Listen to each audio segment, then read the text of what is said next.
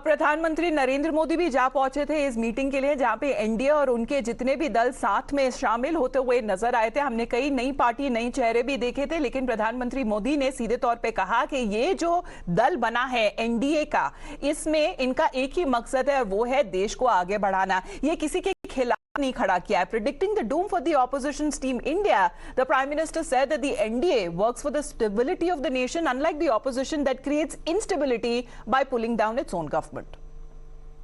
हमारे देश में राजनीतिक गठबंधनों की एक लंबी परंपरा रही है, लेकिन जो भी गठबंधन नेगेटिविटी के साथ बने वे कभी भी सफल नहीं हो पाए।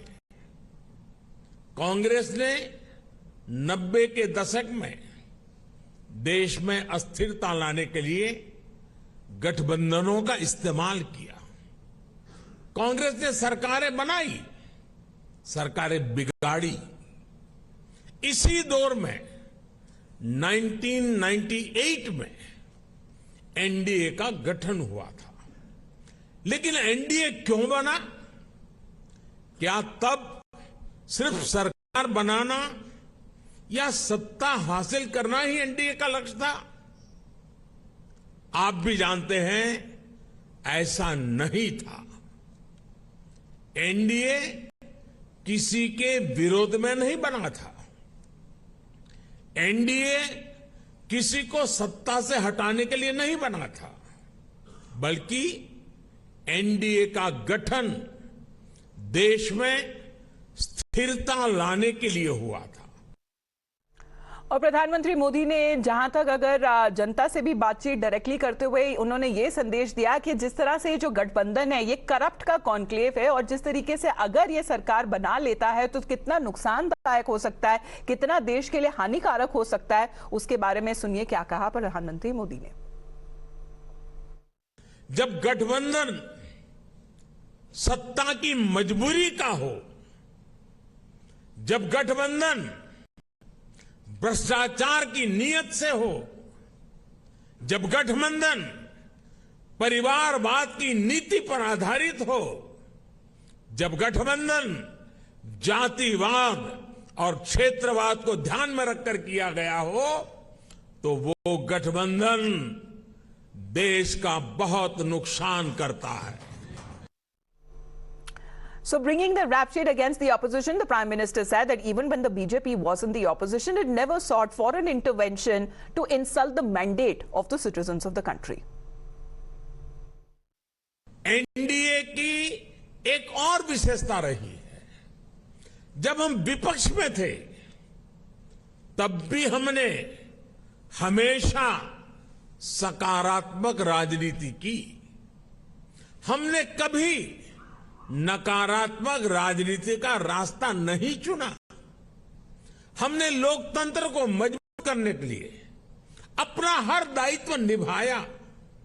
हमने विपक्ष में रहकर सरकारों का विरोध किया, उनके घोटालों को सामने लाए, लेकिन कभी जनादेश का अपमान नहीं किया।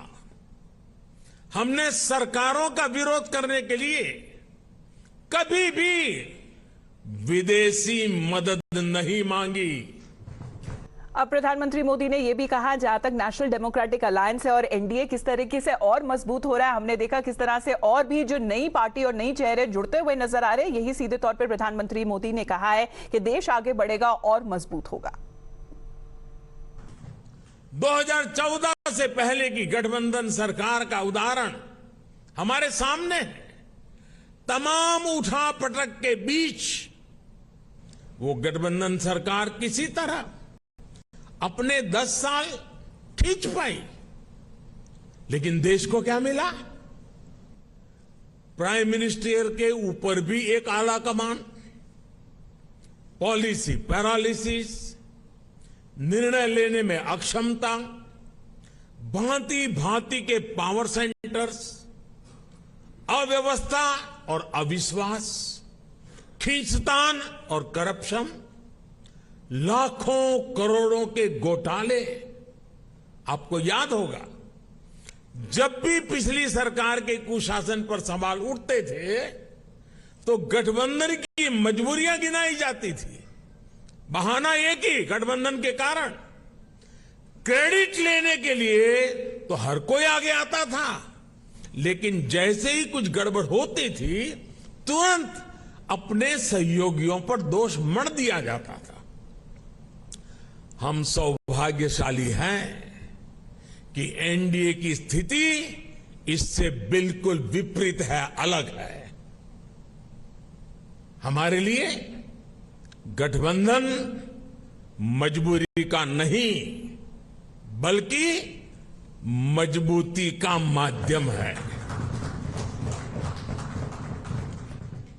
एनडीए कोएलिशन कंपल्सन्स का नहीं बल्कि कोएलिशन कॉन्ट्रीब्यूशंस का प्रतीक है।